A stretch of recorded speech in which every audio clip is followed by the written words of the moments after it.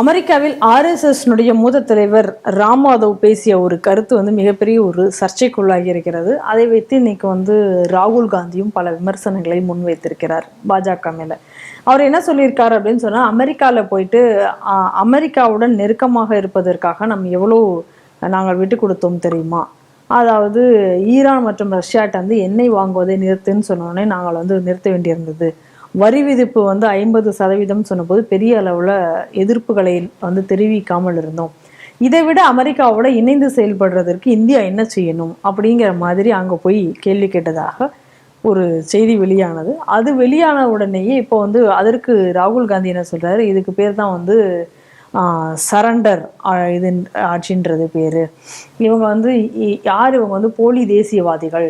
இப்போ அமெரிக்காவில் போனோடனே தான் இவங்களுக்குடைய உண்மையான முகம் தெரிகிறது. அங்கே போனோடனே இப்போ அவர்கள் அடிமைகளாக தான் தெரிகிறார்கள் அப்படிங்கக்கூடிய கருத்தை எல்லாம் முன் வச்சு இப்போ விமர்சனம் செய்து வருகிறார் ராகுல் காந்தி. அதாவது அமெரிக்கா ஈரானில் எண்ணெய் வாங்கக்கூடாதுன்னு சொன்ன உடனே வாங்காமல் இருந்தது. அப்படி இருந்தது ராகுல் காந்தி. ஆமா. இன்னைக்கு ரஷ்யா கடைசி வரை ரஷ்யால இருந்து இந்தியா ரஷ்யாட்ட இருந்து எண்ணெய் வாங்கிட்டு தான் இருக்கு. ஆமா. அடுத்தது இன்னும் இந்தியாவும் அமெரிக்காவும் ட்ரேட் டீல்ல கையெழுத்தும் போடவில்லை. அதனால அது ரெண்டாவது விஷயம், ராகுல் காந்தியோட ஃபேக்சுவல் எரர் என்னங்கக்கூடியதை நம்ம பார்க்க வேண்டியது. அடுத்தது என்ன ஒரு விஷயம் அப்படின்னா, ராம் மாதவ் மன்னிப்பு கேட்டிருக்காருன்னு நினைக்கிறேன் ஒரு ட்வீட்ல. அவர் என்ன சொல்லிருக்காரு, நான் அப்படி சொல்லல, நான் சொன்ன கருத்துக்கள் தவறாக புரிந்து கொள்ளப்பட்டது. இன்னொரு விஷயம் என்ன அப்படின்னு சொன்னா, நான் கொஞ்ச காலமா நான் பாலிடிக்ஸை ஃபாலோ பண்றதுல பொதுவாக ராஷ்ட்ரிய சுயம் சேவக சங்கத்தில் இந்த ப்ரெஸ்ஸுக்கு போகக்கூடிய இந்த பப்ளிக் லைம்லைட்டில் இருக்கணும் அப்படின்னு பொதுவாக பிரியப்படுறது கிடையாது. அமைப்புக்கும் அது ஒரு நோக்கமாக இருந்ததில்லை. இப்போ சமீப காலங்களாக பெரிய பெரிய தலைவர்கள் கொஞ்சம் ப்ரெஸ்ஸுக்கு அதிகம் போகிறதுனால வரக்கூடிய பிரச்சனைகள் இது. நான் இதை ஆர்எஸ்எஸ் புரிந்து திருந்தணும்னு நான் இறைவனை பிரார்த்திக்கிறேன். ஏன்னா பல நேரங்களில் இவங்க விடக்கூடிய ஸ்டேட்மெண்ட்ஸ் உண்மைக்குமே ஒன்று அது அவங்க தப்பா போடுறது ஒரு பக்கம். இன்னொரு விஷயம் என்னன்னா, இவர்கள் கொஞ்சம் அதிபுட்சாலி மாதிரி இவங்க கொஞ்சம் அதிகமாக ஒரு பெரிய ஒரு அவங்களுக்கு படிச்ச இங்கிலீஷ் தெரிஞ்ச இங்கிலீஷ் எல்லாம் ப்ரெசென்ட் பண்ணணும்னு நினைச்சு பேசக்கூடியது. சரி, மிஸ்இன்டர்பிரட் பண்றதுக்குள்ள ஸ்கோப்போடையே பேசுறது. ஆமா, இது அதிகமாயிடுச்சு. எனக்கு தெரிஞ்சு ராம் மாதவ் கொஞ்ச காலமா பெரிய லைபிலிட்டியா பல ஸ்டேட்மெண்ட்டை கொடுத்துக்கிட்டு இருக்கிறத நம்ம பார்த்துக்கிட்டு இருக்கோம். அதாவது இது மிஸ்பிளேஸ்ட் இன்டெலிஜென்ஸ் அப்படின்னு நான் பார்க்குறேன். இந்த மாதிரி நிறைய ஸ்டேட்மெண்ட்டுகள் வருது. அதாவது இன்னைக்கு வரை நான் முதல்ல சொன்ன மாதிரி இன்னைக்கு வரை இந்தியா இன்னும் ட்ரேட் அக்ரிமெண்ட் வித் யூஎஸ்ஏ இன்னும் கையெழுத்து போடல. இன்னும் நம்ம பல இடத்துல இருந்து ஆயில் சோர்ஸ் பண்ணிக்கிட்டு தான் இருக்கோம்.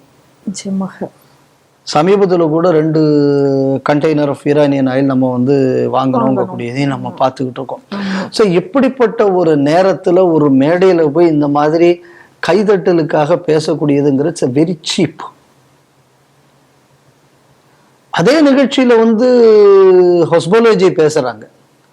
ரொம்ப தெள்ள தெளிவாக நாங்கள் எங்கள் நாடு தான் முக்கியங்கக்கூடியதை ரொம்ப அழகாக அவர் பேசிட்டு வந்திருக்கார்.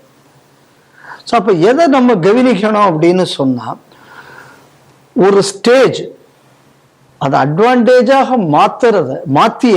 அட்வான்டேஜாக மாறியதை ஒரு டிஸ்அட்வான்டேஜியஸ் பொசிஷனுக்கு தள்ளப்பட்டு இருக்கிறது அப்படிங்கக்கூடியதை பார்க்கணும். நான் அப்படி சொல்லலை, தப்பா இது பண்ண ஏன் அப்பாலஜைஸ்ன்னு இவரையும் அதுக்காக வேண்டி சொல்லணும். ஸோ அதனால இது சங்கத்தில் வேற இன்னும் நான் பேர் சொல்ல விரும்பலை, பல தலைவர்கள் இந்த மாதிரி சில லூஸ் டாக் இன் ப்ரெஸ் இதை இவங்க தவிர்க்கணும். ஏன்னா தியாகத்தில் உருவான அமைப்பு, இன்னும் தியாகத்தை போற்றி வளர்த்து இந்த நாட்டின் ஒரே நம்பிக்கை நட்சத்திரமாக இருக்கக்கூடிய ஒரு தேசிய அமைப்பு. இந்த மாதிரி உள்ள விஷயங்களை இவங்க தவிர்க்கிறது நல்லது. எக்காரணம் கொண்டும் ஆர்எஸ்எஸ் அமைப்போ இல்லைன்னா ஆர்எஸ்எஸ்ஐ சார்ந்த சிந்தனையில் நேர்மையாக இருப்பவர்களோ தம் உயிர் போனாலும் நாட்டை விட்டு கொடுக்க மாட்டாங்க. இது சங்கத்துக்குள்ள வளர்ப்பு. ஆனா இவ்வளவு தியாகத்தையும் பண்ணிட்டு இந்த மாதிரி லூஸா ஏதாவது பேசி அந்த அட்வான்டேஜ் டிஸ்அட்வான்டேஜ் ஆக்குறதுல உங்களுக்கு என்ன லாபம்? இது என்ன அப்படின்னா, சங்கத்துல ஒரு விஷயம் சொல்லுவாங்க, முதல்ல நம்ம ஈகோவை அழிக்கணும்னு. அந்த ஈகோங்கக்கூடியது வந்து தனிநபர் மட்டும் இல்லை, ஆர்கனைசேஷனுக்கு ஈகோ இருக்கக்கூடாதும்பாங்க. இது டாக்டர்ஜி அப்படிதான் சங்கத்தை ஆரம்பிக்கும். அப்புறம் குருஜி இந்த விஷயத்தை பல தரம் சொல்லியிருக்காங்க. என் கடமையை நான் ஜெயிட்டு போறேன். சங்கத்தின் வெற்றி என்ன? ஒட்டுமொத்த சமுதாயமே சங்கம் சமுதாயத்தில் என்று கரைகிறது அன்றைக்குதான். அப்படின்னா என்ன அர்த்தம்? எல்லாருமே சுயம் செய்வ தன்மையோட இருக்கணும்.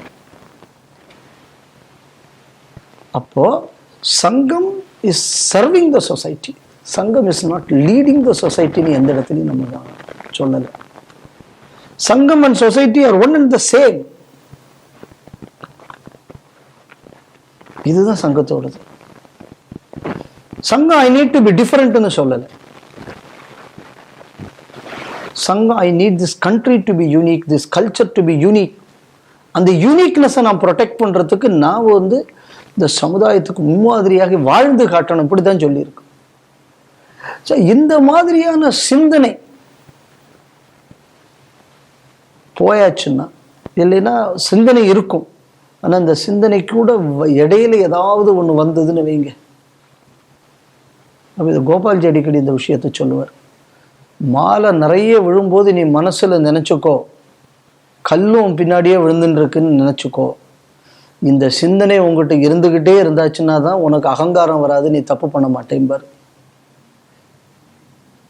அதனால வீரத்துறவி சொன்ன இந்த விஷயங்களை கொஞ்சம் அவங்க புரிஞ்சுக்கிட்டாங்கன்னா இந்த மாதிரியான எரர்ஸ் வருது வந்து கொஞ்சம் கம்மியாகும். அதனால இன்னைக்கு பாருங்க, தேசத்தை பிளாட்டு போட்டு வித்தவனுகள் எல்லாம் இந்த தேசத்தை காப்பாற்றக்கூடியவர்களை பற்றி, அமைப்பை பற்றி பேசக்கூடிய நிலைமைக்கு நம்ம இன்னைக்கு வந்திருக்கோங்கக்கூடியது உண்மைக்குமே இது வருத்தம் அளிக்கக்கூடிய விஷயம். அதனால முதல்ல ராகுல் ஃபேக்டை செக் பண்ணி பாருங்க. முதல்ல என்ன அப்படின்னா, இதுவரை இந்தியா ஃப்ரீ ட்ரேட் அக்ரிமெண்ட் இன்னும் கையெழுத்து போடல.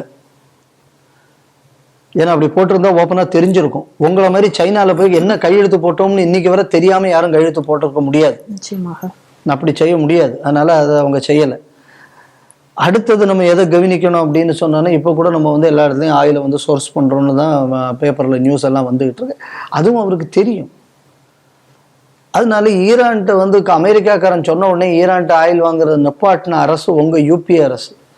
அதனால உங்களை மாதிரி நீங்கள் வந்து ராஷ்ட்ரிய சுயம் சேவக சங்கத்தை நினைப்பது என்பது தவறுன்னு நான் மக்களுக்கு சொல்கிறேன். ஏன்னா ராகுல் காந்திக்கு நான் சொல்லி பிரயோஜனம் இல்லை. ஏன்னா பொய் சொல்றத தொழிலாக கொண்டவன் அவன் பொய் சொல்றதுன்னு அவருக்குள்ள முழு நேர தொழில. அதனால இந்த மாதிரியான விஷயத்துல மக்கள் முதல்ல தெளிவாக இருக்கும், எதை வச்சு எப்படி ஜட்ஜு பண்ணணும்னு. அதனால இந்த மாதிரியான விஷயங்களை தலைவர்கள் கொஞ்சம் கண்ட்ரோல் பண்ணிக்கிட்டாச்சுன்னா அது தேசத்துக்கும் நல்லது, சங்கத்துக்குள்ள லட்சியத்தை அடைவதற்கு அது கொஞ்சம் வசதியாக இருக்கும்னு நான் நினைக்கிறேன்.